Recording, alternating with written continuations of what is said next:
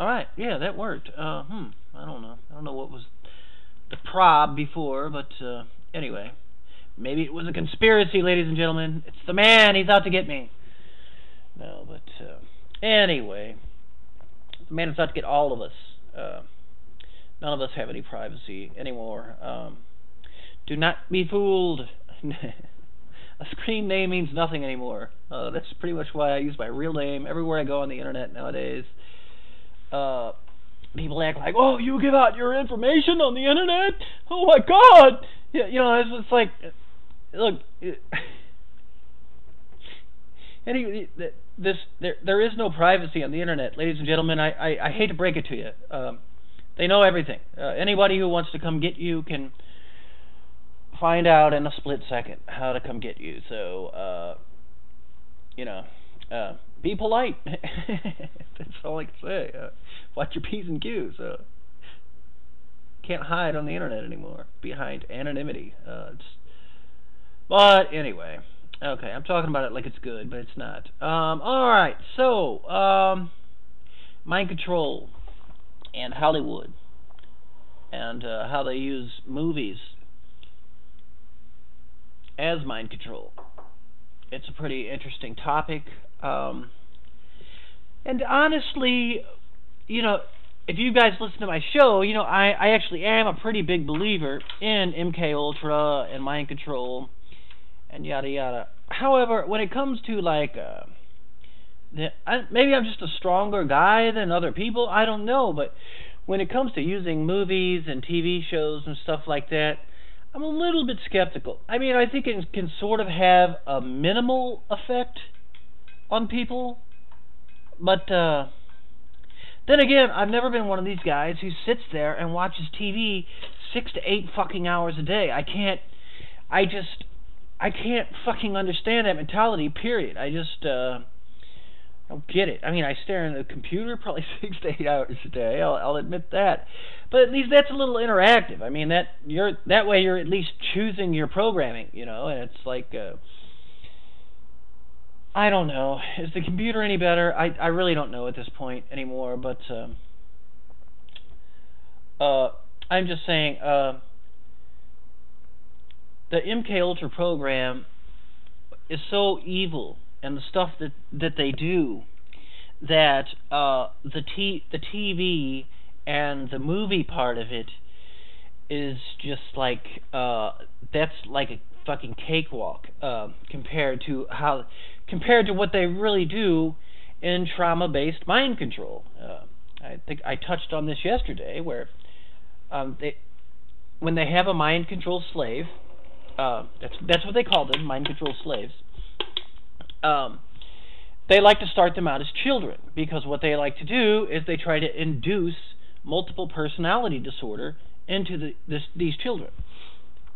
And how do you induce multiple personality disorder into a child?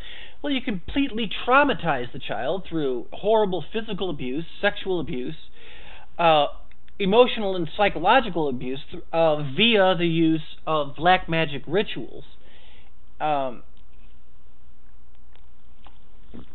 It's some wild stuff. So yeah, I brushed on that last night, and I just started talking about some of the more, I guess, infamous movies in this genre that people think are mind control tools. The first one I started with was Labyrinth from and by the way, I'm getting this all from a website. It's called intwoworlds.net. I mean, I'm getting all of it. I mean, but it's sort of where I got a lot of my notes from for this show. And I just want to throw that out there because this is a copyrighted site, and I just want to let everybody know that I'm not making any money off of this. I am just sharing the information. Ergo, it is completely legal for me to talk about this. It is not plagiarism. So, I'm claiming this work as my own. So, with that disclaimer being said, let's move on. Oh yeah, and I was okay. So I just started talking about the key elements. Oh shoot, of this movie, The Labyrinth from 1986, David Bowie. I guess I'll summarize that again real fast. This movie, yeah, is infamous when it comes to symbolic MK Ultra Illuminati mind control from start to finish. So we have Sarah Connolly, who plays a bratty, spoiled teen. She's lost in a child's fantasy world of make-believe. She daydreams her way away with her dolls and puppets and fairy tales. So one day she's stuck babysitting her little brother, and she impulsively wishes for the Goblin King, Bowie, to come and take him away. And much to her shock, he appears and obliges, despite her change of heart and pleading protests. So now she must navigate her way through the mysterious labyrinth where nothing is as it seems to rescue little Toby before time runs out. Yeah, and then there's a lot of parallels with The Wizard of Oz in this movie, and Alice's Adventures in Wonderland, which is no coincidence because these are also big tools that the MK Ultra program uses. The stories of Alice in Wonderland and The Wizard of Oz. Two of the biggest mind control themes in use. Yeah, see, that's another thing. When they induce a multiple personality disorder onto a person, I mean, you guys are probably all familiar with what that is, but a person undergoes a child undergoes very, very traumatic experiences, repetitive trauma, not just one traumatic experience, repetitive trauma.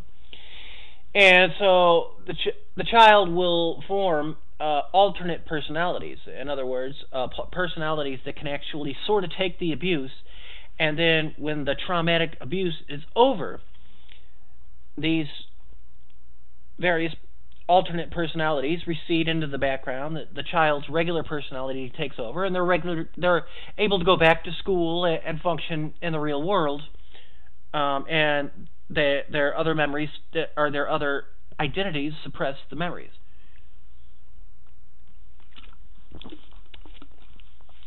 So one of the things in MK Ultra they try to do,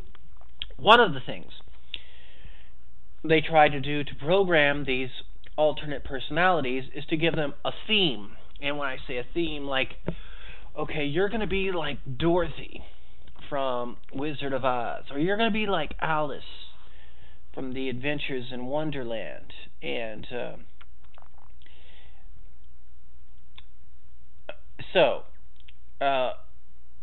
this is it all gets pretty complex, but yeah, I definitely recommend listen to last night's show where I introduced a lot of the stuff.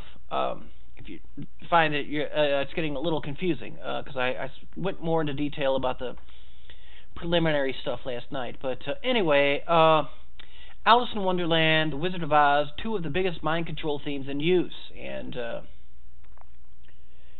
interestingly enough, due to all their ready-made symbolisms, they use inverted reality, or reality versus dream, and illusion, and wordplay, and that's a big thing as well.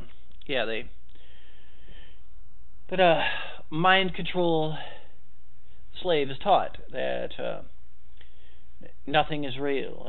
The dreams are reality. The very fact that we live in a three-dimensional reality is what we perceive in this three-dimensional reality is all an illusion, which actually has some basis in science, which, like I said, when you start going down this path, a lot of this stuff gets really seductive, and it seems like it makes a lot of sense, but you gotta, I don't know, man, you gotta wake up in the morning, say your prayers, pray to whoever, I don't care, read some kind of halfway positive spiritual literature, and then try to work your way through the day, and then say your prayers at night and go to bed. That's what I do. I immerse myself in this stuff, but I try to stay grounded, and that's all I can say. And it's a bitch sometimes, man. It really is. But I don't know, it seems like the older I get, the more, because I've been doing this for years, it seems like the more of a grip I sort of have on it. But it's some wild stuff. So I'm going to go ahead and move on. Let's see here. Shoot. Yeah. Okay, yeah, so I introduced last night, this movie, The Labyrinth. All throughout the movie, there's this white owl, okay? And the owl symbolism is pretty easy once you start getting halfway educated in these circles. I know Freeman says that the owl is associated with the goddess Columbia, or Ashtara. Granted, I mean, there are pictures of the goddess with an owl, but the owl has always been used in Moloch worship. And Moloch is, because they would do these rituals at night. Moloch is a fire god, and the owl is the creature of the night. And how they worshipped Moloch was they would throw their children into a fire. It would literally, this goes back to the Old Testament. I mean, if you don't believe me, go read the Old Testament. I mean, not that that's filled with facts or anything, but this religion has been around a long time, Moloch worship. And, I definitely, one of Alex Jones, I think Alex Jones' first documentary was Tales from Bohemian Grove. And, that shows how our modern day leaders still practice Moloch worship. They say it's a mock human sacrifice, but they do a human sacrifice in front of a large stone owl, and they burn him. They burn him to Moloch, the fire god. It's some wild stuff, but anyway, that's how they worshipped Moloch. Was you burn your you throw your firstborn child into the fire and burn him to death. So that's nice. In Labyrinth, of all things, the major part of the plot is the baby is stolen away. The white owl, or the Goblin King, by the white owl, or the Goblin King. So owls are also linked to alien activity. They symbolically represent the Greys. Many abductees will report having dreams with owls, which are actually screen memories of something else. A screen memory is, I do believe, is a memory that's implanted whenever they're doing various mind control experiments, or as the body's survival mechanism. It will create memories, false memories, to cover what actually happened. So that's what they're talking about with the screen memories. Right, so they talk about in this movie too, The Labyrinth, how there is a snake. I